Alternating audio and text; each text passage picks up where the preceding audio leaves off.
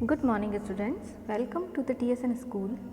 हम पढ़ रहे थे आपकी पाठ्य पुस्तक वसंत भाग 3 का पाठ 13, जिसका शीर्षक है जहाँ पहिए हैं और जिसके लेखक हैं पी साईनाथ।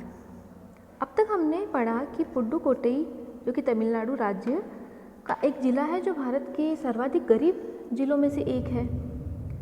यहाँ की महिलाओं ने, खासकर मुस्लिम महिलाओं ने, अपने पिछड़ेपन को दूर करने और रूढ़िवादी सोच के प्रति अपना विरोध प्रकट करने के लिए साइकिल चलाने को एक आंदोलन का रूप दे दिया।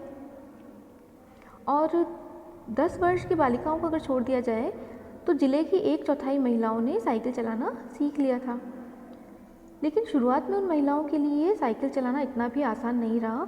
लोगों ने बहुत ताने दिए उन्हें, लोगों के बहुत से तानों का सामना करना पड़ा उन्हें, पर इन महिलाओं ने इसे एक चुनौती के रूप में लिया और साइकिल चलाने को अपनी आज़ादी के साथ, अपने आत्मनिर्भर बनने के साथ जोड़कर देखा। और फिर धीरे धीरे इस आंदोलन को सामाजिक स्वीकृति मिल गई, लोगों ने इसे सामान्य लेना शुरू कर दिया और यह एक सामान्य बात माने जाने लगी। अब पढ़ते हैं इसके आगे। साइकिल प्रशिक्षण शिविर देखना एक असाधारण अनुभव है। किला कुरुची गांव में सभी साइकिल चलाने वाली महिलाएं रविवार को इकट्ठी हुई थीं। साइकिल चलाने के आंदोलन के समर्थन में ऐसे आवेग देखकर कोई भी हैरान हुए बिना नहीं रह सकता। उन्हें इसे सीखना ही है। साइकिल ने उन्हें पुरुषों द्वारा थोपे गए दायरे के अंदर रोज़मर्रा की घिसी पिटी चर्चा से बाहर निकालने का रास्ता दिखाया। ये नव साइकिल चालक गाने भी गाती हैं। उन गानों में साइकिल चलाने को प्रोत्साहन दिया जाता है। इनमें से एक गाने की पंक्ति का भाव है, ओ बहिना आ सीखे साइकिल, घूमे समय के पहिए संग। तो लेखक जब गांव में पहुंचे और महिलाओं को, लड़कियों को वहां पर साइकिल चलाते हुए देखा और इसे एक आंदोलन के रूप में देखा तो उन्हें बहुत ही हैरानी हुई। और जहाँ ये ट्रेनिंग सेंटर है या जहाँ पर प्रशिक्षण दिया जाता है साइकिल चलाने का, उसे देखना तो और भी असाधारण यानी कि बहुत ही अनोखा अनुभव है। तो एक गांव के बारे में भी बता रहे हैं कि किला कुरुची जो कि पुडुकोट्टई ज़िले में है, एक गांव है और वहाँ पर ऐसा एक प्रशिक्षण शिविर लगा हुआ था। तो वहाँ रविवार के दिन बहुत सारी औरतें, महिलाएं इकट्ठी हुई साइकिल सीखने के लिए। तो साइकिल चलाने के आंदोलन के समर्थन में ऐसे आवेग या ऐसे जोश को देखना, अगर ऐसा कोई देखता है तो उसे हैरानी ही होती है। तो ऐसे आवेग देखकर कोई भी हैरान हुए बिना नहीं रह सकता कि इतनी सारी औरतें सिर्फ साइकिल सीखने के लिए रविवार के दिन इकट्ठी हुई। तो ये एक आंदोलन था और इसे देखकर कोई भी हैरान रह सकता है। उन्हें इसे सीखना ही है, एक तरह से उनका जुनून बन गया ये कि उन्हें सीखना ही है साइकिल चलाना, क्योंकि साइकिल ने उन्हें पुरुषों द्वारा थोपे गए दायरे के अंदर रोज़मर्रा की घिसी पिटी चर्चा से बाहर निकलने का रास्ता दिखाया। तो रोज़मर्रा यानी कि रोज़ाना के, घिसी पिटी यानी वही पुरानी पहले से चली आ रही बातें, काम, वही सारी चीज़ें। थोपना यानी कि ज़बरदस्ती, और दायरे का मतलब होता है कार्यक्षेत्र या वृत्त या परिधि।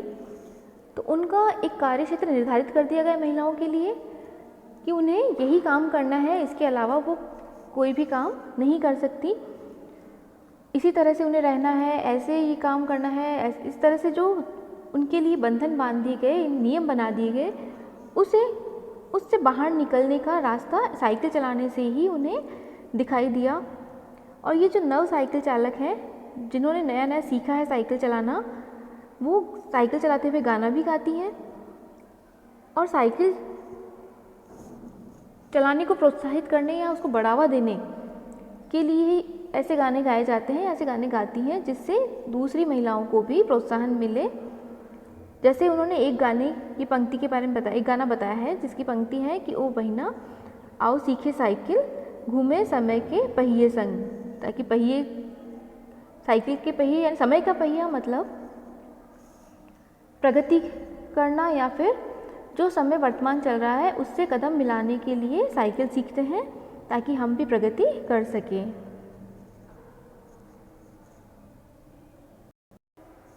जिन्हें साइकिल चलाने का प्रशिक्षण मिल चुका है, उनमें से बहुत बड़ी संख्या में साइकिल सीख चुकी महिलाएं अभी नई नई साइकिल सीखने वाली महिलाओं को भरपूर सहयोग देती हैं। उनमें यहाँ न केवल सीखने सिखाने की इच्छा दिखाई देती है, बल्कि उनके बीच ये उत्साह भी दिखाई देता है कि सभी महिलाओं को साइकिल चलाना सीखना चाहिए। तो लेखक कहते हैं कि जिन्होंने साइकिल चलाने का प्रशिक्षण मिल गया है, जो साइकिल चलाना सीख चुकी हैं, उनमें से ज़्यादातर जो महिलाएं हैं वो जो नई सीख रही है साइकिल या जिन सीखने की इच्छा है, उन्हें पूरा सहयोग देती है, पूरी मदद करती है उनकी, और सीखने सिखाने की इच्छा उससे ये लगता है कि उनका जोश प्रकट होता है और ये लगता है कि सभी को ये साइकिल चलाना सीखना चाहिए। 1992 में अंतर्राष्ट्रीय महिला दिवस के बाद अब यह जिला कभी भी पहले जैसा नहीं हो सकता। हैंडल पर झंडियाँ लगाए घंटियाँ बजाते हुए साइकिल पर सवार 1500 महिलाओं ने पुडुकोट्टई में तूफान ला दिया। महिलाओं की साइकिल चलाने की इस तैयारी ने यहाँ रहने वालों को हक्का बक्का कर दिया। तो इस जो आंदोलन है उसकी शुरुआत हुई थी सबसे पहले 1992 में, और इसकी शुरुआत हुई महिला दिवस के दिन, जो कि आता है 8 मार्च को। तो अंतर्राष्ट्रीय महिला दिवस 8 मार्च 1992 के दिन इस आंदोलन की शुरुआत हुई, और जो पुडुकोट्टई जिला है उस दिन के बाद जितना बदला है या उससे पहले जैसा था वैसा इतना बदलाव हो चुका है कि अब वह पहले जैसा नहीं हो सकता, क्योंकि इस दिन 1500 महिलाओं ने साइकिलों पर झंडियाँ लगा के घंटियाँ बजाते हुए एक मोर्चा जैसे निकाला था। तो उससे देखकर जिसने भी देखा उस आंदोलन को या उस रैली को, तो देखने वाले हक्के बक्के रह गए। तो उन्होंने पूरी तैयारी के साथ अपनी साइकिलों को सजाकर घंटियाँ बजाते हुए 1500 महिलाओं ने पूरे पुडुकोट्टई में तूफान ला दिया, मतलब कि एक रैली निकाली।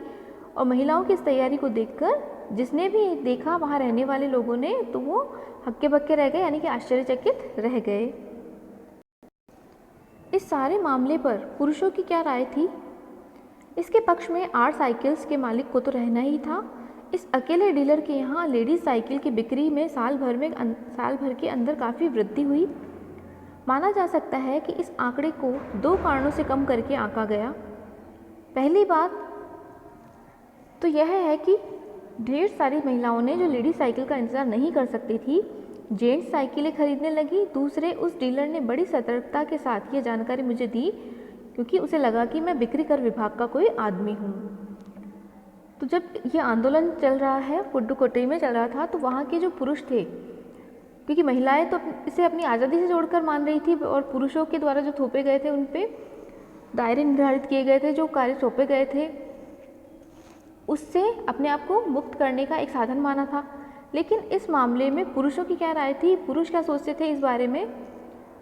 तो जो वहाँ का साइकिल डीलर थे, जिनकी कंपनी का नाम था आर साइकिल्स, उनको तो क्योंकि उनकी बिक्री हो रही थी साइकिल की, तो उन्हें तो इस आंदोलन के पक्ष में होना ही था।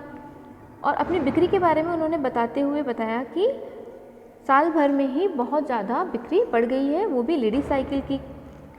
लेकिन ऐसा हो सकता है कि इस आंकड़े को 2 कारणों से कम करके आंका गया हो, कम करके माना गया हो। क्योंकि एक कारण तो ये हो सकता है कि ढेर सारी महिलाओं ने जो लेडीज साइकिल का इंतज़ार नहीं कर सकती थी, उन्होंने जेंट्स साइकिल खरीद ली।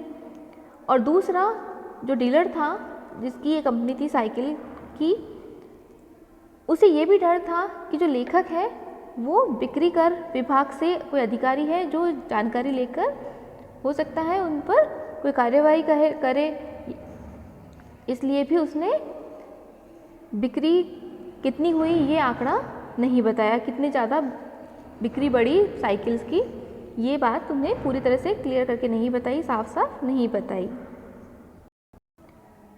कुदीमी अन्नामलाई की चिलचिलाती धूप में एक अद्भुत दृश्य की तरह पत्थर के खदानों में दौड़ती भागती 22 वर्षीय मनोरमनी को लोगों ने साइकिल सिखलाते देखा। उसने मुझे बताया, हमारा इलाका मुख्य शहर से कटा हुआ है, यहाँ जो साइकिल चलाना जानते हैं उनकी गतिशीलता बढ़ जाती है। तो कुदीमी अन्नामलाई जो जगह है वहाँ पर तेज़ धूप में एक अनोखा दृश्य दिखा। वहाँ की जो पत्थर की खदानें हैं, खाने हैं, वहाँ पर 22 वर्षीय मनोरमनी जो है युवती थी, उसे लोगों ने साइकिल चलाते हुए सिखाते हुए देखा। वो लोगों को साइकिल चलाना सिखा रही थी तेज़ धूप में, पत्थर की जो खदान है वहाँ पर।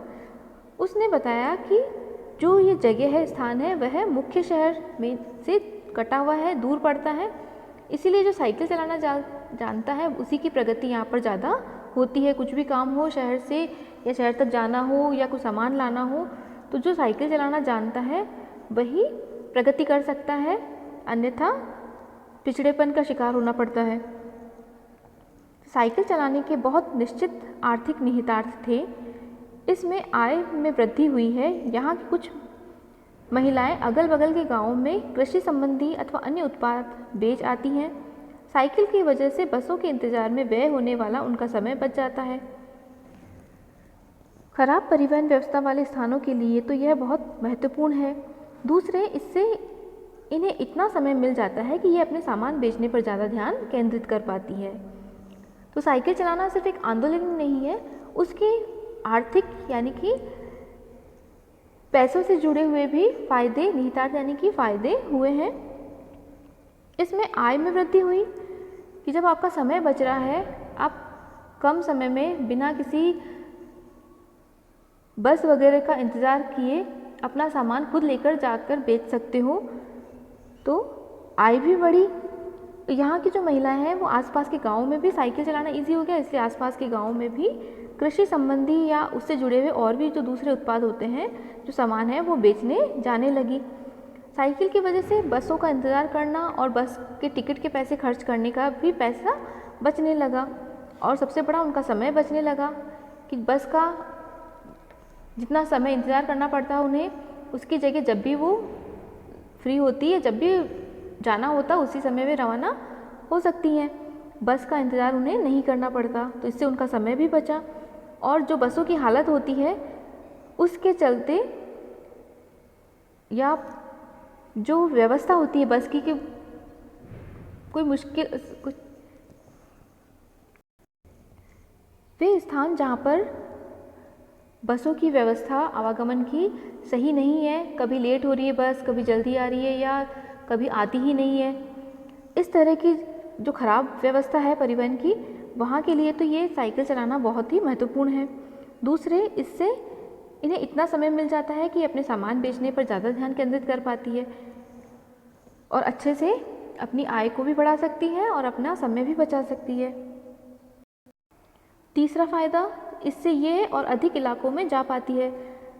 तो पहला फ़ायदा तो साइकिल चलाने से ये हुआ कि ये ज़्यादा से ज़्यादा अपना सामान जो है दूर दूर के और भी गाँव में बेच सकती है। दूसरा, इतना समय मिल जाता है कि अपने सामान को बेचने पर ज़्यादा ध्यान कर सकती है, बसों के इंतज़ार में उन्हें समय ख़राब करने की ज़रूरत नहीं होती।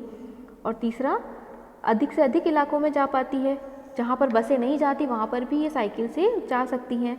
और अंतिम बात यह है कि अगर आप चाहें तो इससे आराम करने का भी काफ़ी समय मिल सकता है। और साइकिल चलाने का अंतिम फ़ायदा यह है कि अगर आप चाहें तो आराम भी करने के लिए अपने आराम के लिए भी समय निकाल सकते हैं। जिन छोटे उत्पादों को बसों का इंतज़ार करना पड़ता था, बस स्टॉप तक पहुंचने के लिए भी पिता, भाई, पति या बेटों पर निर्भर रहना पड़ता था, वे अपना सामान बेचने के लिए कुछ गिने चुने गाँवों तक ही जा पाती थी। कुछ को पैदल ही चलना पड़ता था। जिनके पास साइकिल नहीं है वे अब भी पैदल ही जाती हैं। तो जो छोटे उत्पादक हैं, जो छोटा मोटा सामान बनाते हैं, उन्हें बसों का इंतज़ार करना पड़ता था और बस स्टॉप तक या बस तक जाने के लिए भी उन्हें पिता, भाई, पति या बेटों पर निर्भर रहना पड़ता था कि कोई उन्हें बस वहाँ तक पहुँचाए। और अपना जो सामान है वो भी ज़्यादा दूर तक नहीं जा पाती थी, गिने चुने गाँवों तक ही अपना सामान बेच पाती थी। और कुछ ऐसी महिलाएं भी थी जिन्हें पैदल ही दूसरे गाँवों तक जाकर अपना सामान बेचना पड़ता था, या जिनके पास साइकिल नहीं है वे अब भी पैदल ही जाती हैं। फिर उन्हें बच्चों के देखभाल के लिए या पीने का पानी लाने जैसे घरेलू कामों के लिए भी जल्दी ही भागकर घर पहुंचना पड़ता था। तो अपना काम करने के लिए साइकिल सीखने से पहले उन्हें दूसरों पर निर्भर रहना पड़ता था, घर के पुरुषों पर निर्भर रहना पड़ता था। इसके अलावा वापस भी जल्दी उन्हें घर आना होता था, क्योंकि पीछे बच्चों को संभालना, पानी भरना और खाना बनाना जैसे घरेलू काम जो है उनके लिए उन्हें जल्दी से वापस भी आना पड़ता था। तो एक तो समय उनका बस का इंतज़ार में और बस तक जाने में वैसे ही खर्च हो जाता था, ऊपर से टाइम से समय से उन्हें वापस भी लौटना होता था।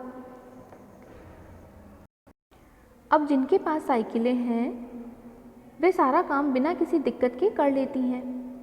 इसका अर्थ यह हुआ कि अब आप किसी सुनसान रास्ते पर भी देख सकते हैं कि कोई युवा माँ साइकिल पर आगे अपने बच्चे को बिठाए पीछे कैरियर पर सामान लादे चली जा रही है। वह अपने साथ पानी से भरे 2 या 3 बर्तन लिए अपने घर या काम पर जाती देखी जा सकती हैं। तो जिनके पास साइकिल नहीं है वो तो अब भी पैदल ही जाती हैं, लेकिन जिन्हें साइकिल चलाना आ गया और जिनके पास साइकिल है वे सारा काम बिना किसी दिक्कत के, बिना किसी मदद के आराम से कर लेती है। तो अब कई बार होता है कि जो युवा माँ है, जो औरतें हैं, वो अपने बच्चों, छोटे बच्चों को भी अपनी साइकिल पर बिठाकर आगे कैरियर पर,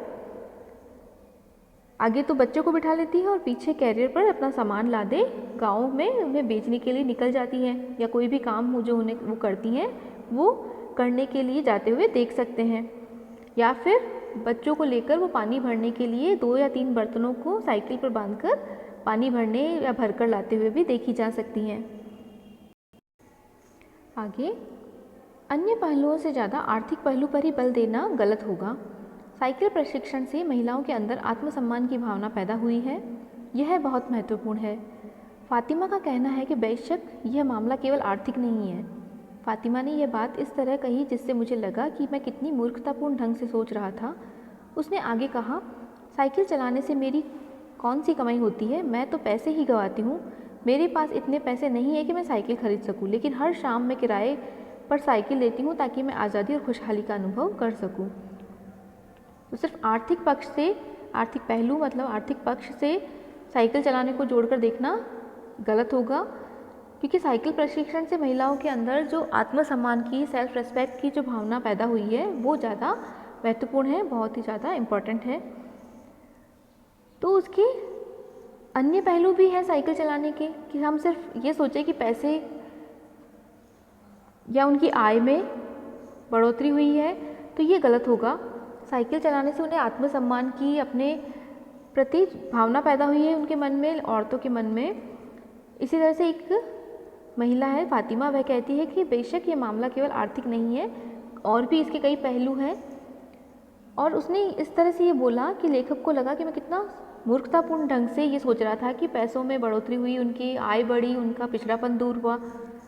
तो यह सोचना गलत है, मूर्खतापूर्ण है। फातिमा ने आगे कहा कि साइकिल चलाने से मेरी कौन सी आय होती है, यानी उससे कमाई तो होती नहीं, बल्कि मैं तो पैसे खर्च ही करती हूँ साइकिल चलाने के लिए, क्योंकि खुद की साइकिल खरीदने के लिए उसके पास पैसे नहीं थे और वह किराए पर आधे घंटे के लिए हर शाम को साइकिल किराए पर लेकर चलाती है। लेकिन सबसे बड़ा उसे जो मिल रहा है वह है उसकी खुशहाली, उसकी आज़ादी, स्वतंत्रता का जो अनुभव है और अपने मन के करने का जो अनुभव है उसका, वो ही उसे खुशी देता है, जो इस पैसे, थोड़े से पैसे खर्च करने से उसे मिलती है। तो सिर्फ पैसों को जोड़कर देखना, पैसे या आर्थिक पक्ष को ही देखना साइकिल चलाने से जोड़कर, तो यह गलत होगा। आगे, पुडुकोट्टई पहुंचने से पहले मैंने इस विनम्र सवारी के बारे में कभी इस तरह सोचा ही नहीं था। मैंने कभी साइकिल को आज़ादी का प्रतीक नहीं समझा था। तो लेखक कहते हैं कि मैंने सिर्फ आर्थिक पक्ष को जोड़कर सोच रहा था, जो कि मूर्खतापूर्ण था। और जब इस सवारी से, यानी कि जो साइकिल चलाने वाली महिला मिली फातिमा, उससे बात करने से पहले विनम्र सवारी, यानी कि विनम्रता से उसने उत्तर दिया। तो इस सवारी के बारे में उससे मिलने से पहले